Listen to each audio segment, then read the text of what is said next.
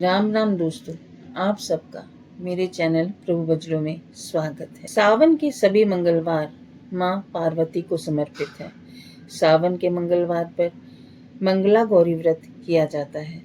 माँ मंगला गौरी माता पार्वती का ही रूप है। इन्हें माँ दुर्गा के 8वें स्वरूप माँ महागौरी के नाम से जाना जाता है। इस व्रत को सुहागिन स्त्रियों द्वारा किया जाता है। चलिए जानते हैं दोस्तों मंगला गौरी व्रत से जुड़ी जानकारी। सावन माह के सोमवार को महादेव की पूजा की जाती है। वहीं इस दौरान आने वाले हर मंगलवार को मंगला गौरी का व्रत रखा जाता है। ये उपवास अखंड सुहाग, संतान प्राप्ति, संतान की रक्षा आदि के लिए किया जाता है। इस दिन भगवान शिव और देवी पार्वती की पूजा करना बेहद लाभदायक होता है। मंगला गौरी का ये व्रत सुहागिन महिलाओं के लिए बेहद खास होता है। मान्यता है इस उपवास को रखने से वैवाहिक जीवन में खुशहाली के योग बनते हैं। वहीं कुंवारी लड़कियां भी ये उपवास रखती हैं क्योंकि इससे मनचाहे वर की प्राप्ति होती है। मान्यता है मंगला गौरी व्रत सुहागिन स्त्रियां अपने अखंड सुहाग के लिए धारण करती हैं। सावन के दूसरे मंगलवार को व्रत धारण से ही इसका नाम मंगला और इस दिन माता पार्वती की पूजा की जाती है, इसलिए गौरी नाम से प्रचलित है। पौराणिक कथाओं के अनुसार इस व्रत का खास महत्व है। माता पार्वती की पूजा अर्चना करना हर स्त्री के लिए सौभाग्यवती भव का आशीर्वाद होता है।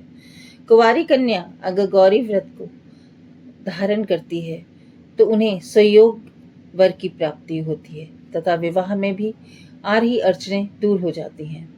सुहागिन स्त्रियां इस व्रत को अपने पति की लंबी आयु अर्थात अखंड सौभाग्यवती होने की लालसा से रखती हैं। इस व्रत की खास मान्यता है कि किसी कन्या का विवाह मांगलिक होने की वजह से नहीं हो रहा, अर्थात कुंडली में मंगल 1, 4, 7, 8 और 12वें घर में उपस्थित हो तो मंगल दोष बनता है। ऐसी स्थिति में कन्या का विवाह नहीं हो पाता, इसलिए मंगला गौरी व्रत रखने की सलाह दी जाती है। मंगलवार के दिन मंगला गौरी के साथ हनुमान जी के चरण से सिंदूर लेकर उसका टीका माथे पर लगाने से मंगल दोष समाप्त हो जाता है तथा कन्या को सुयोग्य वर की प्राप्ति होती है। दोस्तों आइए जानते हैं कि इस व्रत को रखने से क्या फायदा होता है। शीघ्र बनेगा विवाह के योग। यदि किसी जातक के विवाह में देरी हो रही है तो इसके लिए मंगला गौरी व्रत पर माँ गौरी को 16 श्रृंगार की सामग्री अर्पित करें। इससे माँ गौरी प्रसन्न होती हैं। इसके साथ ही व्रत के दिन मिट्टी का घड़ा बहते नदी में प्रवाहित करने से भी विवाह में आ रही बाधा दूर हो जाती है। आपका मंगल मजबूत होगा। मंगला गौरी व्रत के दिन गरीबों और जरूरतमंदों में लाल मसूर की दाल और लाल वस्त्र आदि दान करने से मंगल का दोष कम होता है। इससे कुंडली में मंगल ग्रह की स्थिति मजबूत होती है और साधक को मंगल दोष के बुरे प्रभावों से मुक्ति मिलती है। इसके साथ ही माँ गौरी की पूजा के दौरान ओम गौरी शंकराय नमः मंत्र का जाप कम से कम 21 बार करें। इससे कुंडली में मंगल दोष दूर हो सकता है। दोस्तों आइए जानते हैं मंगला गौरी व्रत की पूजा विधि। मंगला गौरी व्रत के दिन सुबह जल्दी उठकर स्नान कर लें। इसके बाद साफ वस्त्र धारण करें। फिर आप एक चौकी लेकर उस पर लाल रंग का वस्त्र बिछाएं।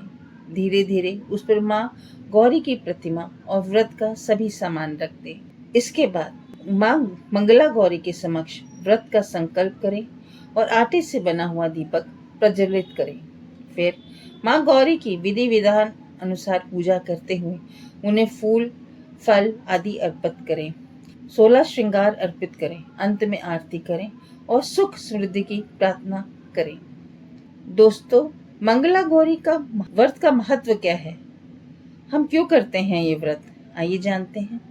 मंगला गौरी व्रत सुहागिन महिलाओं के लिए बेहद खास होता है। ये व्रत पति की लंबी आयु के लिए रखा जाता है। साथ ही वैवाहिक जीवन में चल रही समस्याओं का भी निवारण होता है और अखंड सौभाग्य का आशीर्वाद प्राप्त होता है। धार्मिक मान्यताओं के अनुसार मंगला गौरी का व्रत रखने से व्यक्ति की कुंडली में मंगल दोष दूर होता है। इस दौरान माँ देव और माँ पार्वती की पूजा एक साथ करने से जीवन में सुख समृद्धि बनी रहती है। मंगला गौरी की पूजा के मंत्र जानते हैं। सर्वमंगल मांगल्ये शिवे सर्वार्थ साधिके शरण्ये त्र्यंबके गौरी नारायणी नमोस्तुते। दोस्तों, आइए जानते हैं माता गौरी की व्रत कथा। धार्मिक कथाओं के अनुसार एक नगर सेठ था और उस सेठ का उस नगर में बहुत सम्मान था। सेठ धन धान्य से परिपूर्ण था और सुखी जीवन जी रहा था, परंतु सेठ को सबसे बड़ा दुख था कि उसके कोई संतान नहीं थी। सेठ को संतान का सुख न होने की वजह से चिंता खाई जा रही थी।